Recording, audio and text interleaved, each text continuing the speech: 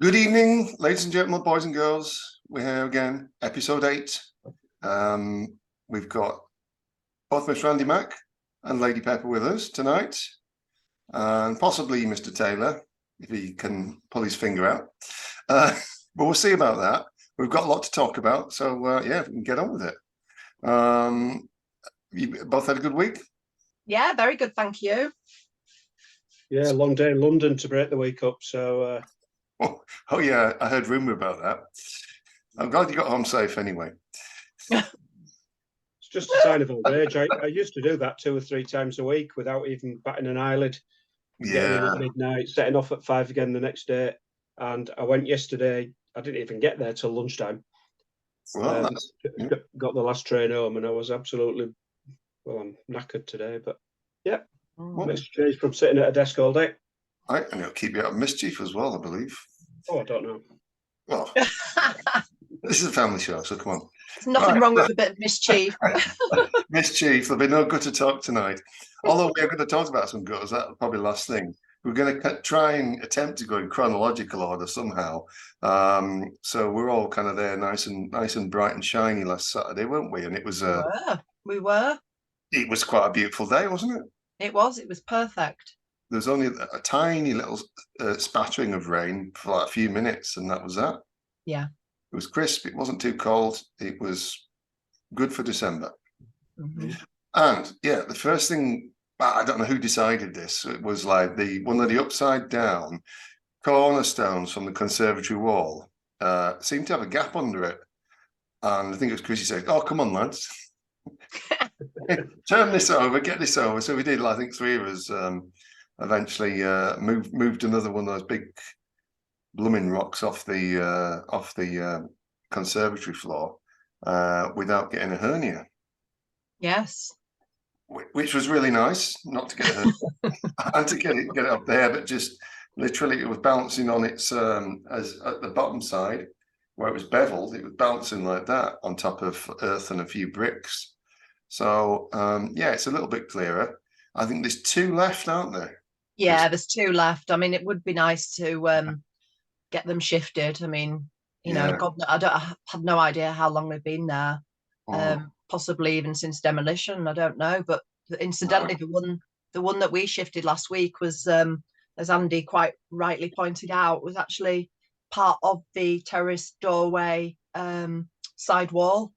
Oh yeah, yeah. Because exactly. The other one's in the same position. It's just off of the wall. Well, the wall's missing. It looked like they just basically toppled those top stones over. Let me just see if I got a picture. Did I get a picture of that? Yeah, because when we turned it over, we saw all the ironwork that would have fixed the structure to the wall. Yeah, and they were perfect counter opposites, weren't they? Were like a mirror image of each other, so from either side. Yeah, no, I didn't get a picture. I didn't get a picture of that. Sorry. We have got some other pictures there though. But yeah, it was nice to get that out of the way. So there's 2 more, and basically, I think it's going to take 3 or 4 people with a strap. Yeah. A couple of straps under each one just to lift it up and hike it out. Maybe get an old tree branch or something and use that to I think so. Something definitely needs to go. Something needs to cushion it between the stone and the actual floor. Otherwise, we could end up doing damage, and that's not what we want to do. No, you know, the floor's damaged enough. It doesn't need any extra help in that direction. But yeah, it'd be wonderful just to move them off. You know, clean the soil away and just have it as a big open space as it has been for many years, really. Yeah, who knows? You could use it as a dance floor, eh, Andy? Use it as a dance floor. It'd be nice to go to the opposite side as well, and you know where 2 of the edging stones have kind of come away and moved to one side. It'd be lovely to dig a little trench out and get those back in situ.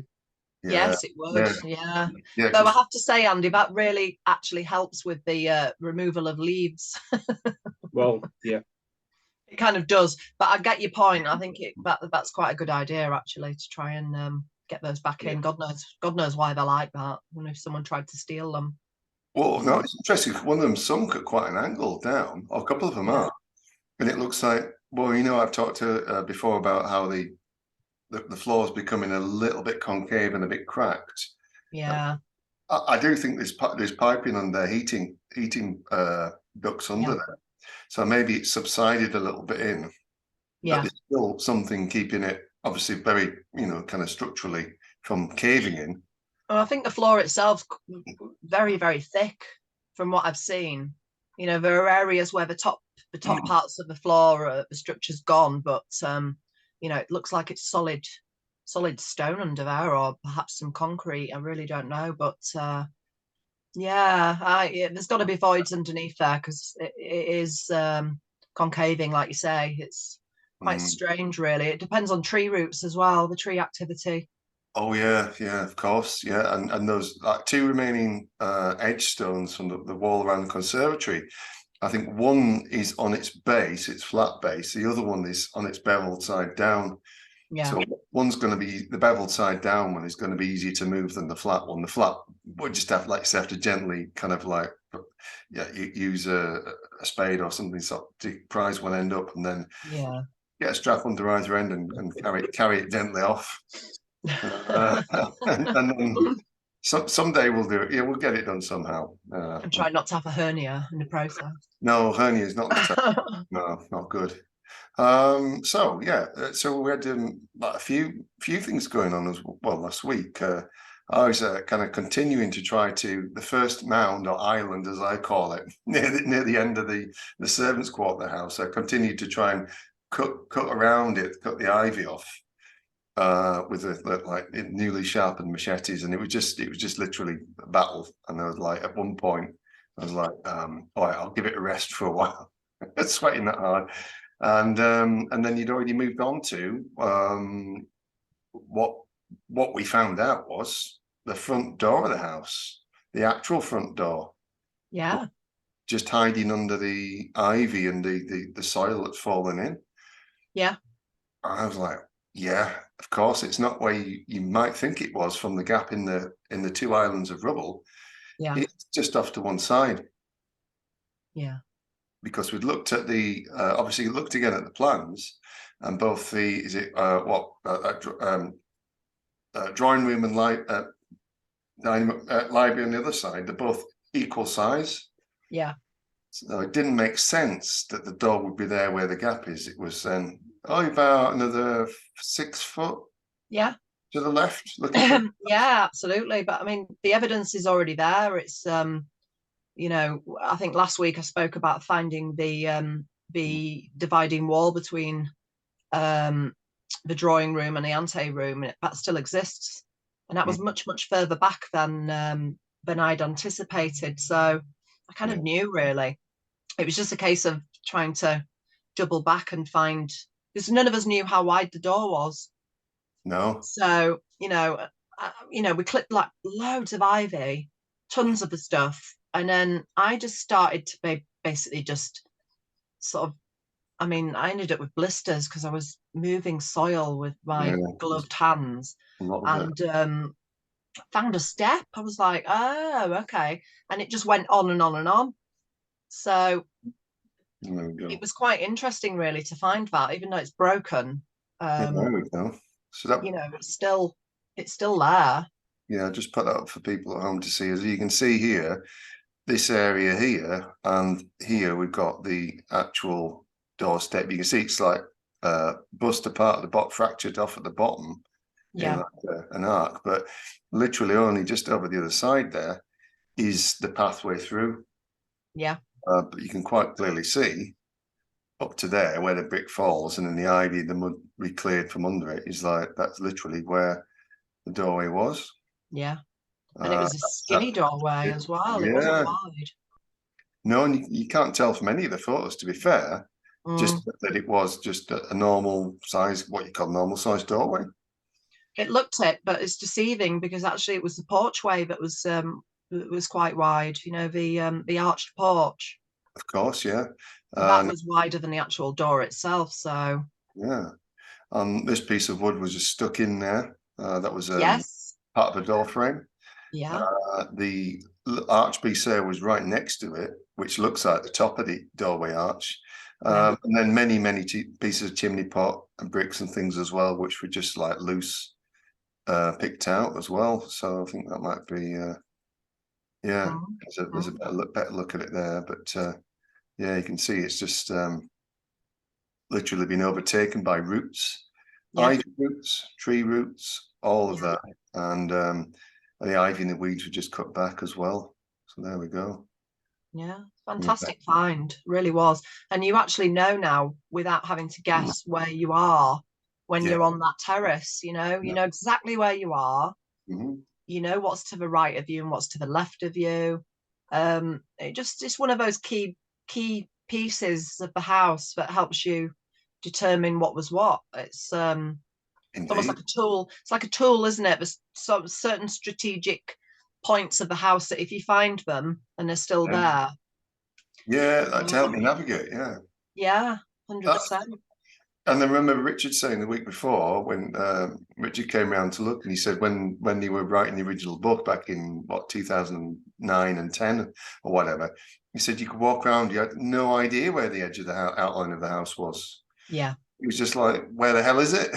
I mean, it's been like that for decades, hasn't it? Because everything just fell forward, completely covering any kind of boundary line, and then over the decades it's just soiled, and plant life's taken over, trees, ivy.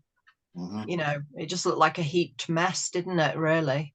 Absolutely, yeah. It just all and we were just saying before, Andy, it just seems like everything what's been done is whether they used a bulldozer or what, they caved everything back into the building.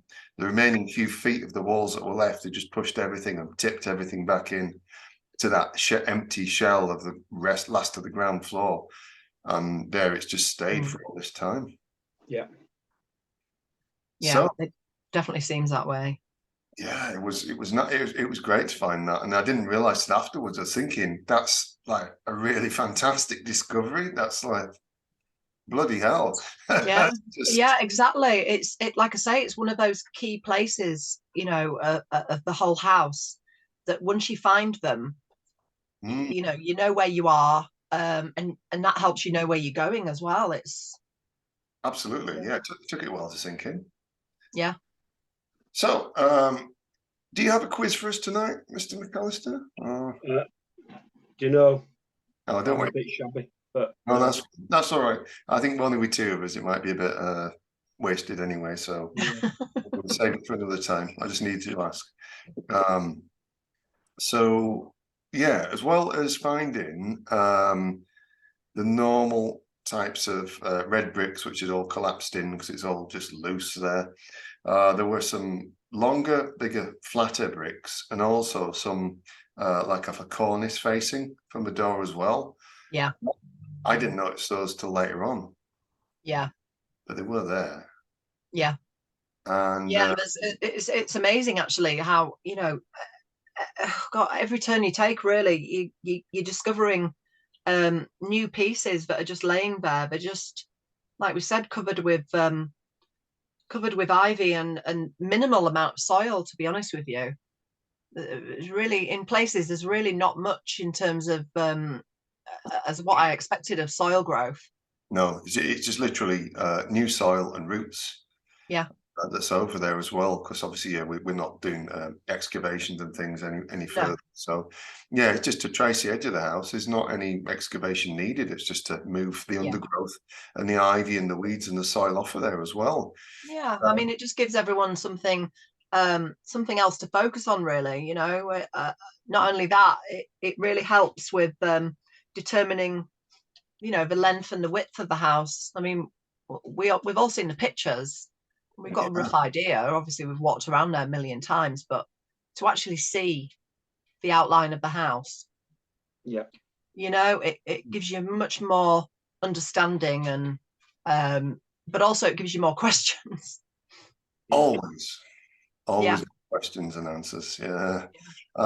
So in between that as well, Andy and I went down to the front of the wall, based on Andy, you'd seen a picture, hadn't you, that was an aerial view of the house in the 20s or 30s? Probably 20s, because it was still in decent condition on one of the pictures, wasn't it?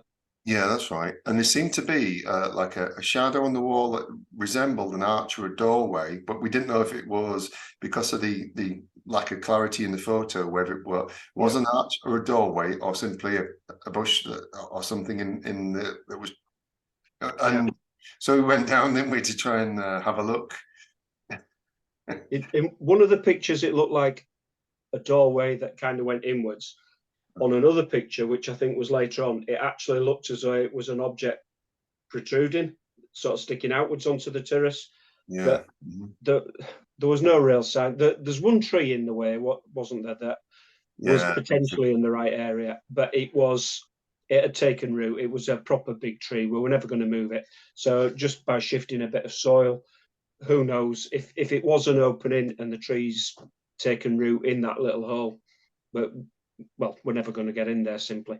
But I think we gave it up as a bad job because there was no concrete evidence that we were going to find anything. No, and where that wall is, I think it's only down to like what we could find is like the last two dress stones at the bottom of the wall. We could find that, but maybe soil formation. We didn't go any deeper. I thought it might have been a grate that could have been there, but like I say, we didn't find anything. And I know Sharon came back to help us and to clear some ivy as well. The other thing it did, I mean, yeah, she's nice. She comes with the 2 dogs every week. She's one of my favourites. And she cleared a hell of a lot of ivy last week, just raking away by herself. And what she noticed, what we'd noticed earlier as well, is that the whole sort of length of that wall looks as though it's been stripped. The dress stone's been stripped from the top down, hasn't it? Yeah. So obviously, going back to the days when it was all looted, pillaged, and plundered. They've taken what they could, and it's surprising though. There's a lot left. The bottom 2 rows of stone is still pretty much in place, isn't it? So yeah, it makes you wonder why they didn't take the lot, doesn't it? Really? Yeah, I mean, it is a bit I did wonder that. I wonder why they suddenly stopped. Almost as though maybe somebody had taken the whole lot and then been forcibly told, "Look, you're not going back," and it's just been the rest of it's just been left there. Yeah, possible. And if you think about that as well, if you talk, it's the whole course of the outer veranda wall. It must have been a lot of stone as well. Yeah. I mean, they may have taken it for the job because there was like Chrissie said the other week. There was the fence on the lower wall, wasn't there? There was the metal fence. I mean, that was a hell of a lot of metal. So you can only imagine the amount of stone. Absolutely, there's no trace of that apart from that one little piece at the end. It's still there. It's rusted away. So it's had an awful lot of pillaging over the years. But yeah, it's odd that they just left those bottom 2 stones the whole way along. Yeah. Who knows? It's the same with the roundhouse as well. The footings are all still there, and that's dress stone. So it is. Yeah. Yeah, it's bizarre, really. One can only imagine how they transported it away. It must have been can't have been anything small. It must have been quite a substantial sized vehicle. Yeah, a truck or something. Yeah, you carry a lot away. You don't know who's taking it, do you? Could have just been somebody coming back bit by bit, or somebody, who knows? House worth, isn't there? Really, you could build a small decent sized house from the amount of stone that's been stolen. Maybe there is one in Gilstead or Elvick. Yeah, made entirely of the Milner Field cottage. It probably is. If anybody knows, please write in and send a message in and let us know. It'd be fairly easy to spot, I suppose. And that end kitchen roundhouse building, that was made out of the same type of stone. There are a few of those left, but you can see how it's been kind of like grafted and chiseled on the outside with lines, so it's different to other parts of the house. Yeah. I don't know if it might be a different type of stone altogether. Yeah. It doesn't look like sandstone anyway. No, it doesn't, does it? It's far more dense as well, so. Yeah, it could be granite or something, or they used to, who knows. But even though that the dress stone from the wall that we've just mentioned, even though it's small in comparison to some of those massive pieces we've encountered over the last few weeks, you still, to carry a few pieces from one side through the Gothic arch back to the path, it's going to start weighing a bit when you've walked a few hundred yards, isn't it? Yeah. Yeah, they might have used hand carts or something and gone bit by bit. Yeah. We might probably a few garden features knocking around. Yeah. a few arched garden entrances, perhaps, and even makes you wonder if the Salts Mill people who said they used all the stone for patching up the mill and everything. If it was almost a production line, it makes you wonder if that bulldozer thing was just to clear a path through to get a wagon through to get all that good stone. Yeah, well, I mean, where would you have entered and exited from the terrace wall to carry all this stone? To remove all this stone. That's what makes me think it went, like you said, it went up the stairs, because half of the staircase is a ramp. Yeah. I mean, it's a soil embankment, isn't it? It's completely covered whatever's under there. Yeah. It almost looks purpose-built, doesn't it? It does. And don't forget as well, Richard was saying that the original demolition guys that came with the TNT and stuff, they were from Bolton Quarry in Bradford. So yeah, they might have come back and thought, well, you know what, why not? Yeah. There's no accusations flying here, No.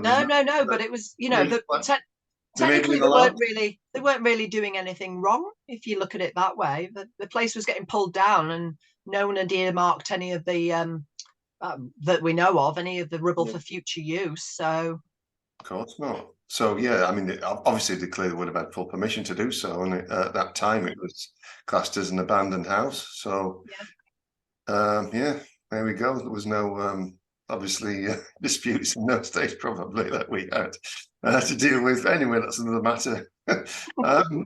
Right, moving very swiftly along. So yeah, at the front door as well. It did take quite a while to fully get to clear the ground as well, because of the thickness and the number, the density of the roots, didn't it? Yeah. I remember like trying to cut underneath it, like and just get, and you just couldn't get underneath the flipping roots.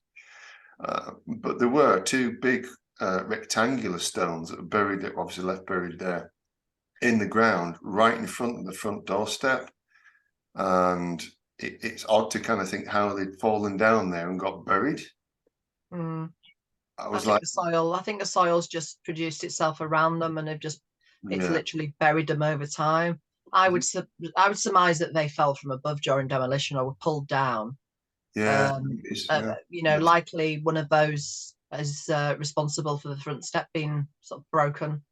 Yeah, and maybe they're sunk in as well, with like the wet and the mud and everything had sunk in over the years too as well. Yeah. What puzzles me though is just as we're going, because we've only dug out the doorway, but as you're going into the doorway between the two set, the red bricks either side, there doesn't seem to be an awful lot of floor, which puzzled me. There seems to be a void. It's all being pushed in, isn't it? Everything's been dumped in. I was searching for floor with my fingertips, and it just kept going down and down and down, and I'm thinking, is there any floor here? If you're thinking actually, if they pushed everything in, and so if they left the wall standing up to about maybe 3-4 foot high, and then I'll sod this. They just push everything else in and use it as a big bin. Yeah. And you've got all that ton, because it's literally 12 foot of rubble up over there. Yeah, and heavy. So perhaps. Yeah, you'd have to like remove all of that and get down all the way into there, even to find remnants of a floor. So I guess that's because of the number of trees and stuff around. That's probably never going to happen. No, it's not really worth it, to be honest. No, indeed. There's plenty more other important points to do than work to do, rather than trying to find if a round hall still exists. Although it would be nice, it's near on impossible and with our capabilities, so it's not worth it. Yeah, there's a few things as well, and then the luggage entrance or coal chute hall. Yeah, I think. What do you reckon, Chrissie? We've given up on that for now. Yeah, I think so. I think you were right when it comes to those trees. It's trees, yeah. They're either growing through or right in front of what I would assume was the luggage entrance. So yeah, we don't want to damage the trees and also ourselves. Yeah, and you made a very good point that we don't obviously end up kind of going down into opening up a cellar space. Yeah, no, that's not. No. No, although it'd be nice to find a coal chute, but it'd be no point in opening it up because that's just inviting, Trouble. peril. Yeah. No, not a good idea. No, not good at all. I don't want a lawsuit, thanks. No, definitely not. Yeah, and then there was I think the one of the part of the wooden beam looked like a door frame. It looked like there was some hinges or something buried in it. Yeah. What did you think about that? I didn't know. I only saw that that little knob thing that somebody found. What happened to that? Was that left on the side with the bottles and things that we'd pulled out? It was some kind of twisty knob thing that we found while we were clearing the earth. It looked to me like some sort of door handle or something. I'm really not sure. So originally it looked like a furniture handle type thing, but it was probably a bit more substantial, wasn't it? And it still had the screw intact. So I think it's been left down there. We've got, like you say, we found loads of glass last week. The glass all over the place, chimney pots and stuff. So it was all left together in one place. Yeah. Oh, it was, there were a lot of shards of things, shards of chimney pots especially, weren't there? That's prolific, isn't it, around the house? Loads of them. Yeah. Chimney and slate last week, loads of the stuff. Yeah. Okay, so that's the front door. What else was there? Remind me. Well, I mean, there was some cutting back done, but also there was the servants' quarters down towards. Well, it was the domestic side of the house, wasn't it? Before it even reaches the kitchen wing. Yeah, right down the southeast end. So I'd seen Chrissie down there. What's she doing? She's digging back the ivy in the soil, and it's just loose soil down. It's like quite a steep slope, isn't it? Yeah, it is. Yeah. Where he'd found the chimney pots the week before, the stacks, the chimney stacks. Yeah. And so there were eventually those two pieces came out, didn't they? Which were again complete, almost identical counterparts to each other. Yeah, with that lovely carving. Yeah, let me just see if I can find the pictures where they go. Right, here we go. So let me just move this on a little bit. Not that one. Hold on. This one. Right. Technology. So here we go. It was this part is PC. You can see the bevel in there at one edge. Yeah, it's like almost, I don't know, how would you describe that? It's like an arrowhead or something. Kind of yeah, there's a proper name for it, but I can't think. Like it says a load of thumbnails. Okay. Yeah, it's like an indent. And then this one here, that was the other one, the other side of it. Two of them. Yeah. So identical. Yeah, probably would have sat either side of each other, I would have thought. Yeah, if you can see that a bit better, that frame. Bring it up large. I'm only seeing small thumbprint pictures here. All right, that's as large as I can. Are you sharing on more than one screen? Because I only see the thumbnails. No. Well, it'll come out afterwards. We're still learning this stuff, but yeah, that is for the full screen. That's let's hang on. Let's see if we can make it bigger than that. Is that better? No, what do you see, Chrissie? Thumbnails. Oh, yeah, that's fine. Well, just in your menu, your folder menu. Right. Okay. Yeah, we should take note, Andy. Let's see what he's got in there. Milner Field. I'm like, what's that down there? Were you blushing? Well, I've no good at all. No, there's no else in there. It's just let's have a look. No. Nothing to see here. Ain't nothing to see there. What's the folder called? There we go. Yeah, Milner Field, November 22. Right, so let me bring that up first. Because I think it's because I'm using Picasso, it's probably pretty useless as a photo viewer. Anyway, I'll have to find a way around that. Maybe Windows Photos is better. Anyway, probably. Yeah. I'll try and sort that out for next time. Yeah, because Andy doesn't really. I don't think Andy saw what we were. Anyways, Andy didn't see these two things that we found, so he doesn't really know what we're talking about. But I have posted pictures of them on the group, Andy. So No, it's just been a busy week. Yeah. It's been a hectic week, hasn't it? Yeah. We passed 600 members, though, didn't we? Yes, we did. Oh, yeah. Big thank you to everybody that's joined recently. I know it's fantastic. A lot more than I ever assumed. But let's hope we get another 600. Yeah. Fantastic. Definitely, for sure. And yeah, anybody that's up there this Saturday, anybody that wants to come down for a tour round or just to meet us, to have a chat, just feel free to come along anywhere time between like 8 a.m. and 1 p.m., 2 p.m. Absolutely be delighted to meet you. And then yes, just put the social media things out there as well. The Milner Field History and Discovery group on Facebook, the Milner Field page on Twitter.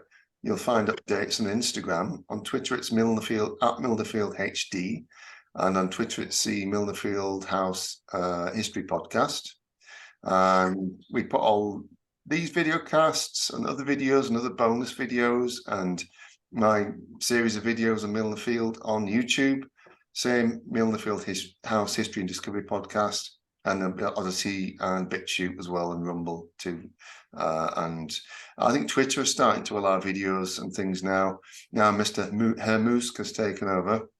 There's a lot of people to plant longer video casts and things on there, which is really good.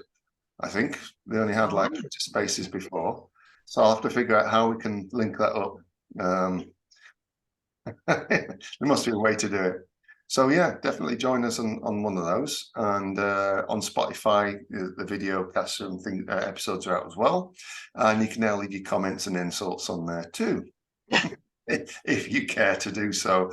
I don't know if it's anonymously, but we'll find you. So what was saying? Yeah, that part by the servants' quarters was. Yeah, it's right at the end of the wall, isn't it? Where the edge of the southeast edge of the wall is, and it's just like kind of sheer drop down. So I was there with like my baby giraffe legs trying to get into on the edge of that. Yeah, hell, don't let me slip down here and break my neck. But yeah, there's 2 stones out, and then there seemed to be more underneath there, didn't there, as well? Yeah, there's a hell of a lot more. It's just I was quite interested in those pillar things that were still standing. I presume that would be either side of one of the windows, because we were quite close to the wall, weren't we, really? Yeah, and there seemed to be space underneath as well. Yes. Because, when I've seen that side of the building before where the wall is, I found quite a few stones with like runes on, carved on, and things like that. But then when I looked behind, I only really noticed again, there's that circle of trees, isn't there? Yes, there is. Yeah, you showed me that. And I was like, that's really, really bizarre. And yeah, literally grown in a perfect circle. They're in a circle, aren't they? Yeah, yeah. It's like bush and trees in a circle. Now, I know there's also, I completely forgot, the well and the lady with the map. Yes. 1908 map, because she reckons that it's right, it just passed there in that corner where all the holly bushes, and that's where all the rabbits live. See, the rabbits live down there, and they're always around. If you go there in summer, you can see them like, hiding and running. But that must be where the well is. So there must be some enclaved spaces in that little kind of wild copse of trees. And somewhere there is where this lovely lady came along with the 1908 map of the area, and it says there's a well there. Yeah. Yeah, I've shared that before, actually, and it's trying to... obviously, I've got no way of overlaying maps, because we've got that map, and we've got the map of when the new Milner Field was built.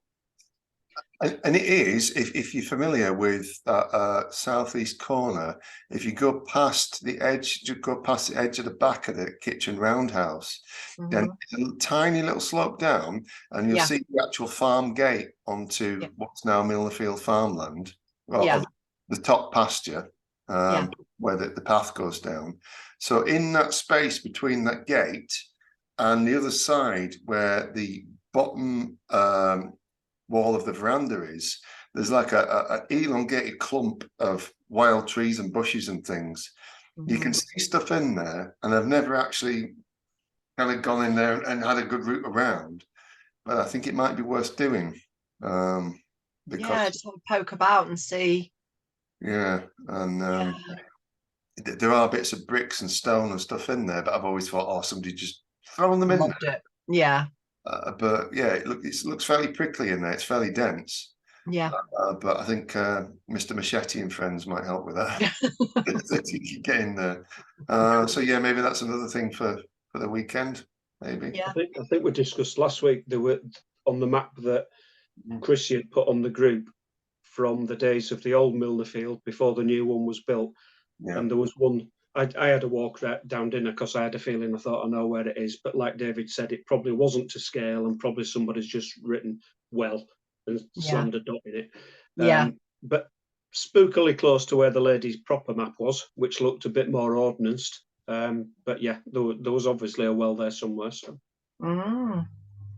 And I reckon it's probably at the corner of the very front wall, or whatever they call it, or whatever I call it, the old wall, the bottom wall as well. It's probably right at the corner there, or near the corner, and that would make good sense as well, because it would be right near the back of the kitchen roundhouse, so they could have gone to draw from it.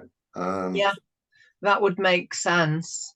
I mean, I don't really know how in those days. Well, they had capabilities, so whether or not they moved the opening to the well, diverted, or you just don't know, do you? Well, yeah, there's still this talk of a reservoir under near the house as well, and again, it could have been opened up into a reservoir, and then, I mean, a reservoir doesn't necessarily need to be on the scale of what we think of these days. What it's like, it could have just been just a small river, a bigger space, natural spring. Yeah, I mean, there's a reservoir under Salt's Mill, as we found out. So it needn't be a huge one, but just big enough for the house to draw on, and use as well for like cooking and washing and things as well.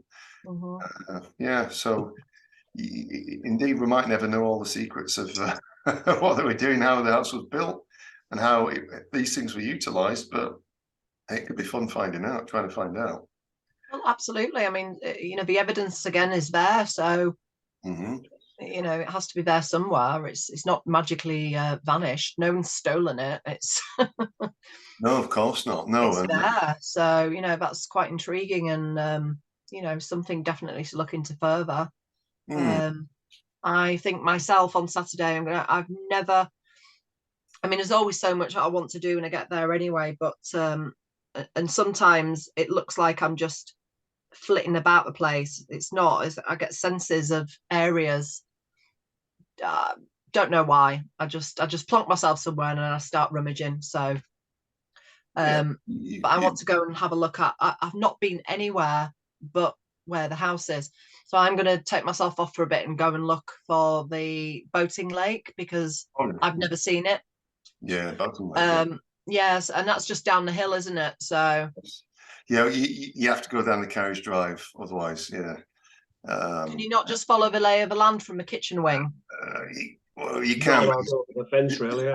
There's quite a bit of barbed wire in the way, so might be. I'll find my way. I'll find my way. Yeah. I'll be in a bright red coat just in case anyone needs to come looking for me.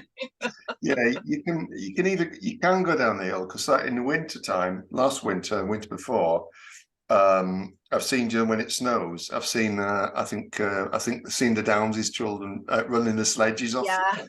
Because that slope down towards the boating lake is a really nice sledge hill. So I've seen them sledging down there. But of course, on either side, you've got barbed wire fence, so you'd have to get 2 barbed wire fences to go down that way, or walk about 3 minutes down around the other way to get there. So you'll definitely. I was going to walk you guys last week. We'd have got to the little bend that goes back towards Saltaire, and when you're on that bend, if you look to your left, you can see the stonework where Alan said they diverted the original beck so that he could make his lake. And then at the other side, obviously, you can scramble down a little path, and that's where the lake would have been. Yeah. But even in wintertime, you're probably going to need a machete down there, because I got it's pretty prickly, and it's pretty Yeah. With evergreens mostly. So I'll probably take my shears with me then. yeah, definitely a good idea. And yeah, that boating lake was it's very kind of swampy and soggy at the bottom there. That's left. It's obviously had like decades and decades of kind of matter fallen back into it, and it's just literally puffed up with matter. But there's like one stream running down the middle that's still nature. The course of the water just takes it to the bottom where the sluice is broken. Yeah. But you can see all the workings of the sluice. You can see the artificially created barriers, the islands. The stones are in place around the edge still. The curvature, the curbs around the boating lake are still in place. Yeah, that's amazing. You just have to look quite carefully for it. So you have to do a bit of climbing up and down. Yeah. But yeah, it's literally, you've got the ravine coming down where it's broke, but then you've got to get around either side. So there's quite a bit of climbing involved. But you can get there, but it's just a bit wild. Yeah. And so, yeah, and there's also, speaking of the other parts of the estate, the kitchen gardens, obviously we're not going to get in there yet or anything, but no. we'll have to work on that.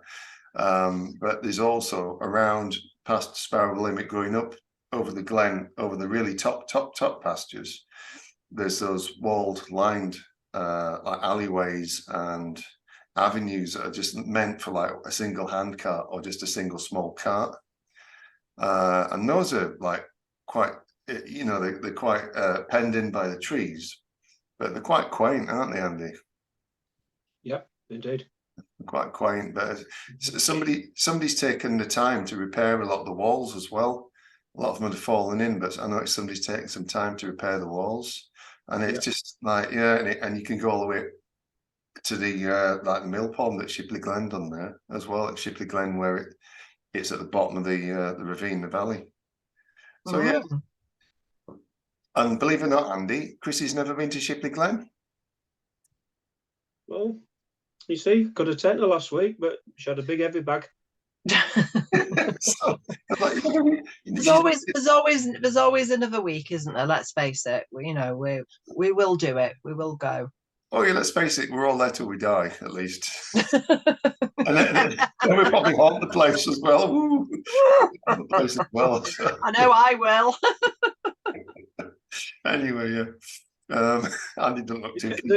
It's a whole other sort of playground to explore, isn't it? As I said, Stubbing House was up there. Stubbing House, yeah. Yeah, but again, if he bought all that land, why did he want to? Stubbing House was supposed to have been quite nice, but why did he want to pull it down? Never built anything in its place or anything. Yeah, another one of those mysteries, isn't it? It's I'd like to go back and ask him, but well, yeah. Again, it might have just been too ramshackle, and he just thought, "Oh yeah, sod that, pull it down and just leave it there." No, well, he didn't want anybody squatting in it, whatever, and just like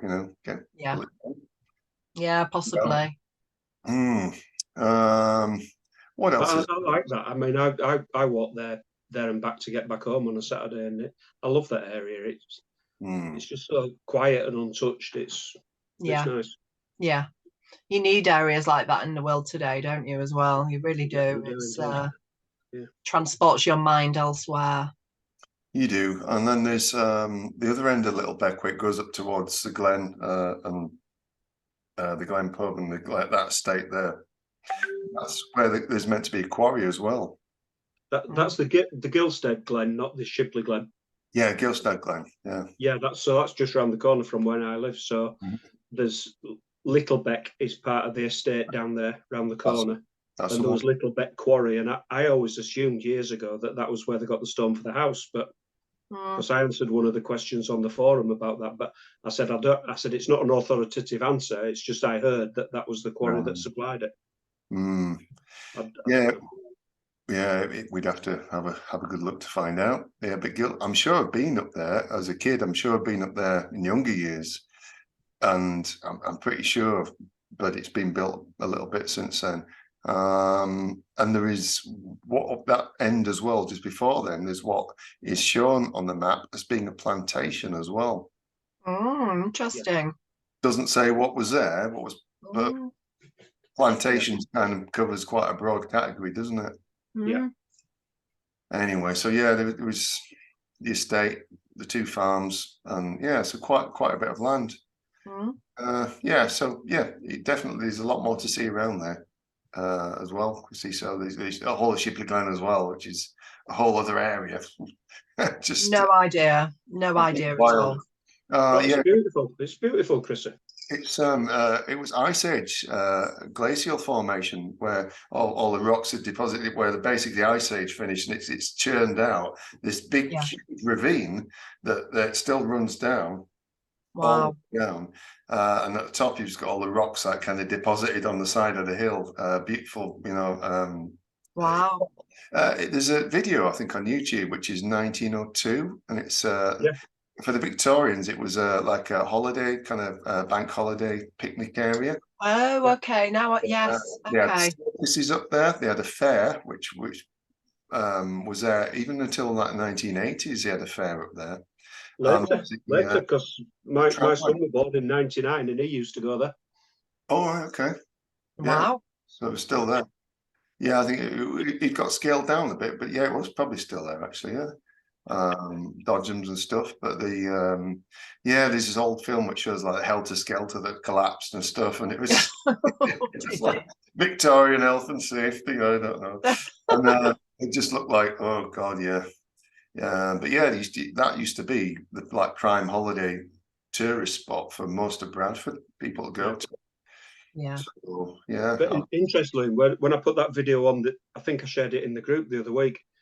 I can't remember why I said if you fast forward to something, there was something to see.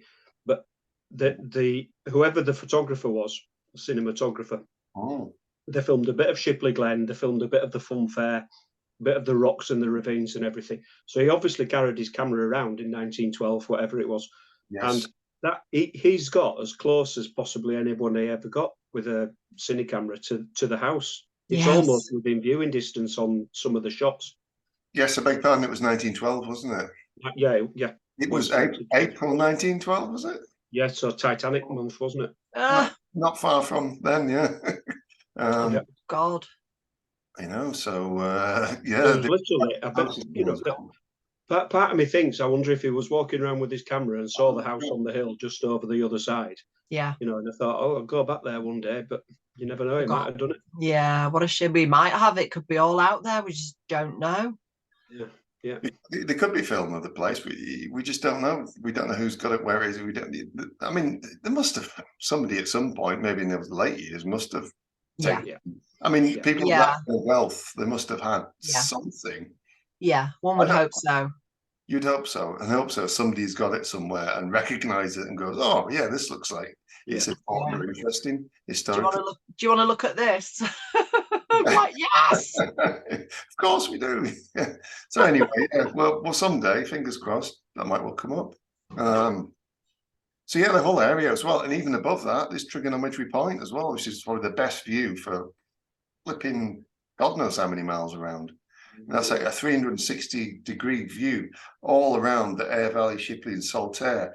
You're just looking down on it from like several hundred feet above. That's like totally amazing. And you can't drive up there, you'd have to walk, but that's just like, wow. It's just like ants surrounded by a big anthill. Probably best in summer, like a summer excursion.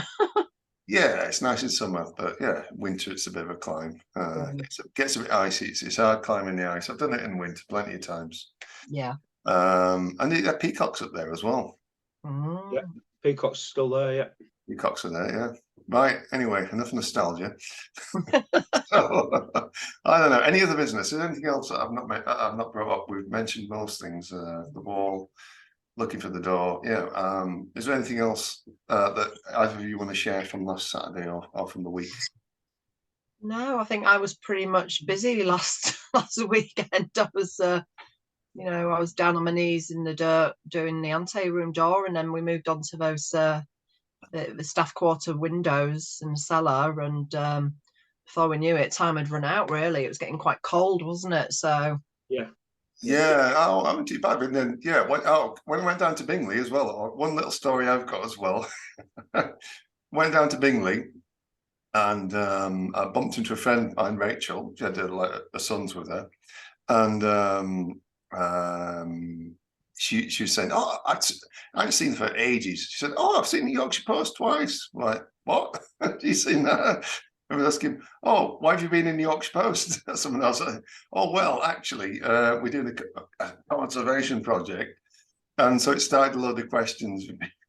So I started answering questions.